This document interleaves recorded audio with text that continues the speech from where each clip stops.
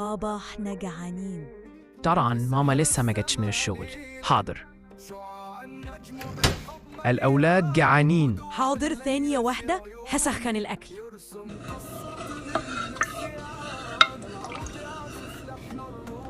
بابا معلش خليها بعدين، أنا تعبانة ورايا شغل كتير. بابا ورايا شغل كتير، معلش خليها بعدين. معلش خليها بعدين. هو مفيش حاجة النهاردة ولا إيه؟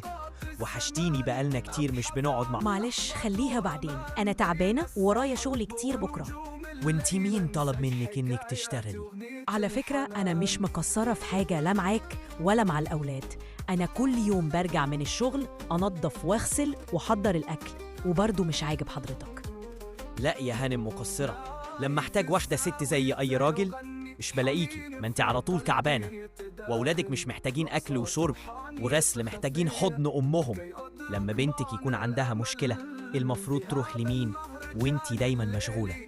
ده انتي حتى مقصرة في حق نفسك، اتبهدلي وأهملتي نفسك آخر مرة حاولوها لك. مكانك في بيتك، انتي اتخلقتي علشان كده، علشان تتكرمي، مش تبكي فرجة واللي رايح واللي جاي يشوفك. انسج حكايات أغنية الحنان.